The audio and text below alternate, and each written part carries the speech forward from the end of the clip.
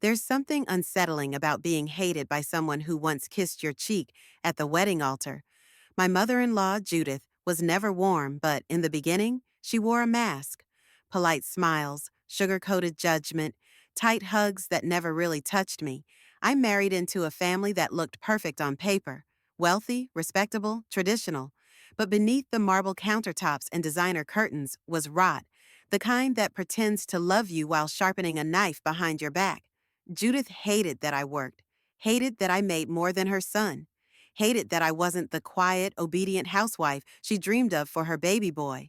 But the real enemy wasn't her. It was her husband, my father-in-law, Victor. Victor didn't hide his contempt the way she did. Every dinner, every family gathering, he'd make some passive remark about how women today don't know their place, or how real success doesn't come from computers and startups. He hated my tech company, hated that his son admired me, hated that I out-earned everyone at the table. But I smiled. I swallowed their disdain like bitter wine, year after year, until the morning I caught Judith poisoning my coffee. It was a slow, quiet moment. Early. The house was silent except for the faint ticking of the antique clock in the hall. I stood at the corner of the kitchen, just out of view. Judith thought I had gone upstairs to grab my scarf. I watched her stir something into the cup I had just poured. My cup. Her back was to me, but the stiffness in her shoulders, the urgency in her movements, it told me everything. She didn't know I was watching. She gently placed the cup on the breakfast tray, positioned everything just so, then called out with her usual forced cheer, "Sweetheart, your coffee's ready." I stepped into view with a smile that didn't reach my eyes. "Thanks, Judith." She didn't flinch. She was good, but not good enough. I didn't touch the tray. I walked over, picked up Victor's cup instead, the one she had ignored, and with a steady hand, I switched them. Judith didn't notice. She was already pretending to wipe the counter, humming to herself. Victor strolled in a few minutes later, grumbled something about the lazy staff, and sat down to eat. He picked up the cup, my cup, and drank without hesitation, and I watched as Judith's eyes flicked to him, watched the slow horror spread across her face when she realized which cup he had taken. She said nothing. Neither did I.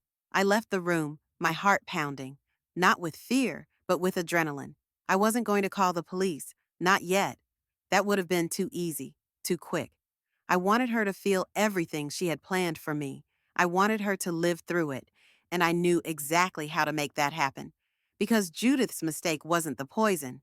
It was thinking I was weak. Victor didn't feel it right away. That's the thing about poison. It's patient, especially the kind Judith used. I recognized the scent, faint but distinct. Bitter almond, cyanide most likely. She must have gotten it from one of her gardening supplies. She always had an excuse for the strange chemicals in the shed. By the time Victor started to look pale, Judith was practically vibrating in her seat. He shifted uncomfortably, rubbed his chest, cleared his throat over and over. The color drained from his face as sweat began to bead on his forehead. His hands trembled as he reached for his napkin. Judith stood up fast, knocking over her chair. She rushed to his side, her voice shrill and fake. "Darling, are you all right?" Victor tried to speak but couldn't. His throat was tightening, his breathing shallow. He slumped forward, groaning in pain. Judith looked at me across the room, panic in her eyes, confusion, guilt. I tilted my head and smiled just slightly. She knew. She knew, but she couldn't say a word. How could she explain it? That she poisoned my coffee, and her husband just happened to drink it instead. She couldn't risk me telling the truth, so she had to play the grieving wife. She screamed for help. I called the ambulance. By the time they arrived, Victor was barely conscious. The medics loaded him into the back, Judith sobbing dramatically beside him. I didn't go with them.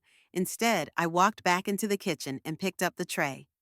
My untouched breakfast, the poisoned cup, now empty. I wrapped it in a Ziploc and placed it into my safe. Evidence, just in case. But I wasn't going to the police, not yet. First, I needed to unravel everything Judith held dear. That evening, I sat in her garden and began to plan. I started with her charities.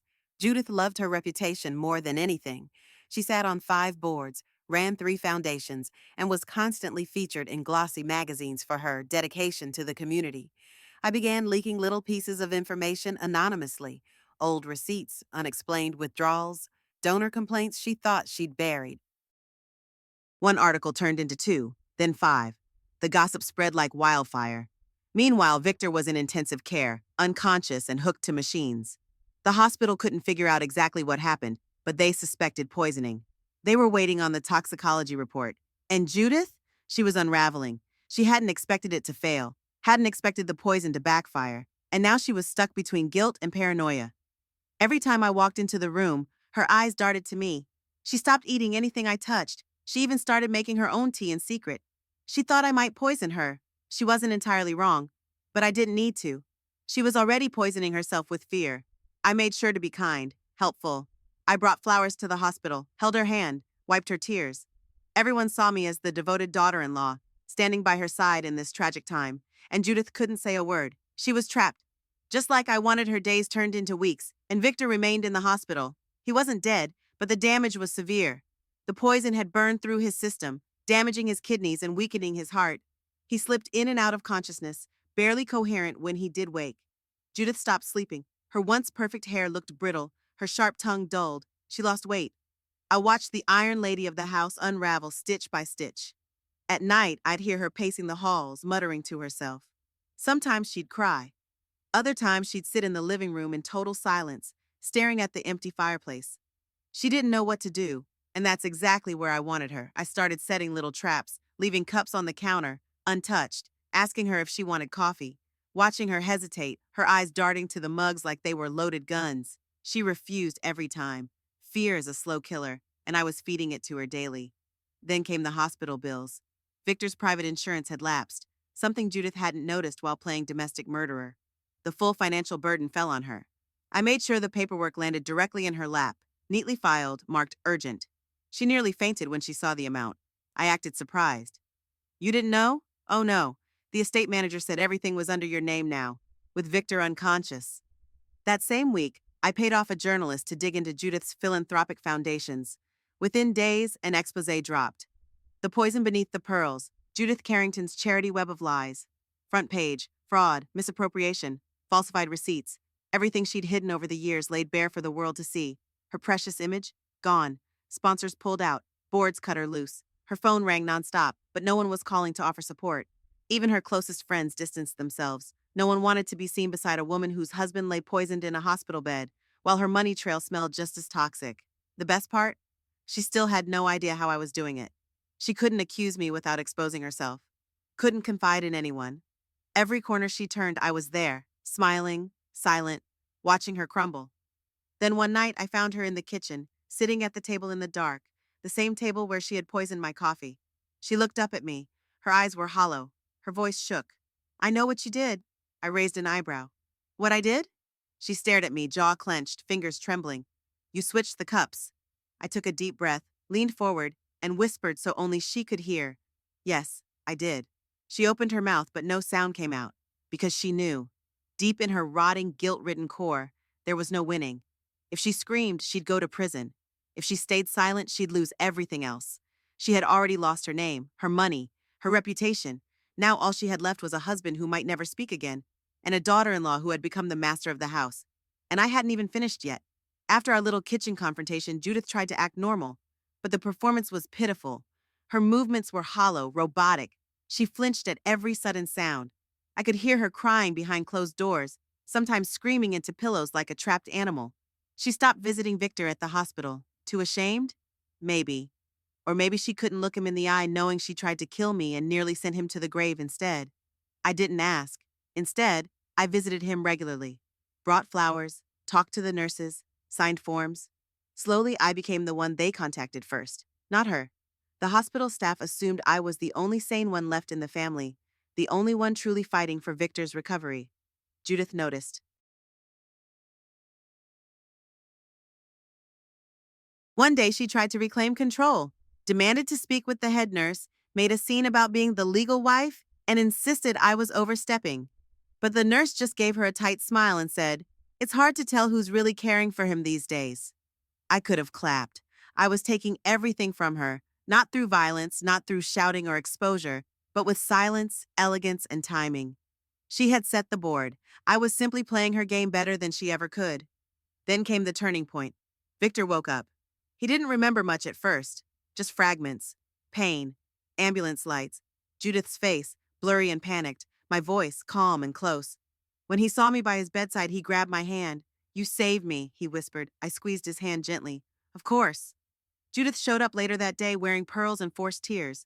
But Victor didn't smile. He didn't even acknowledge her. Instead, he asked for me. Judith's face crumpled. Whatever hope she had of salvaging her marriage died in that moment. The man she had built her life beside, the one who used to echo her cruelty, who criticized me at every turn, now looked at her with unfamiliar eyes. It was ironic. In trying to erase me, she had pushed him into my arms. He trusted me now, respected me, needed me, and I wasn't done. I arranged for a full-time caregiver to move into the house. Not just any nurse, but one I hired personally. Kind, professional, and very aware of Judith's delicate condition. Judith protested at first, but Victor insisted, said he didn't trust her alone anymore. That was the final straw. She packed a suitcase one night and left. No big scene, no dramatic goodbye, just a silent, broken figure slipping away into the early morning shadows. I watched from the window. I didn't stop her. Let her run. Let her stew in the ashes of everything she built. The legacy she tried to preserve by killing me had turned to dust in her hands, and I was still here, stronger, sharper, victorious. But there was one last piece to this story, one final gift I had been saving just for her. 2 weeks after Judith disappeared, I had the envelope delivered. No return address, no name, just a clean manila package dropped on her doorstep at the crumbling villa she now called home. Inside was a single item, a copy of the hospital's toxicology report, the one confirming cyanide. Traces found in Victor's blood, consistent with poisoning. Alongside it, a photograph. A photo of her in the kitchen that morning, the moment she stirred the poison into the coffee. I had captured it with the discreet security camera I installed 6 months earlier. Judith always scoffed at the idea of security systems. She said they were ugly and unnecessary in a respectable home. She didn't know I'd hidden the lens inside the decorative antique vase.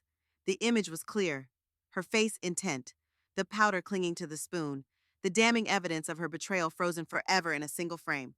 The message was simple. I see you. I never heard back from her. But a week later, a quiet article surfaced online. Judith Carrington resigns from all boards amidst health crisis. Health crisis, they called it. A polite lie for a woman crumbling under the weight of her own guilt. Now isolated, paranoid, and completely irrelevant. And me? I thrived. Victor's recovery was slow but steady, and oddly enough, he changed. Without Judith whispering poison into his ear, he softened, started asking questions, apologizing in subtle, awkward ways. He even called me brilliant once. I didn't forgive him, not really, but I let him stay in my life. Not because I needed his approval, but because I wanted him to witness who I'd become. The business I built grew threefold. I opened new offices, expanded internationally. I hired other women who had been silenced, underestimated, or betrayed just like I had. Together, we thrived. I told no one the full story, not publicly, because revenge, when it's truly satisfying, doesn't need applause. It just needs to be complete. Judith had set the trap, thinking she was the spider, but I had been the one watching, waiting, weaving the real web all along, and now she was caught in it, alone, powerless, forgotten. I sip my coffee every morning now with a kind of reverence. It tastes stronger, sharper, like victory brewed dark. And sometimes, just sometimes, I smile, thinking of that morning in the kitchen when Judith thought she was ending my story, without knowing she was giving me the perfect beginning.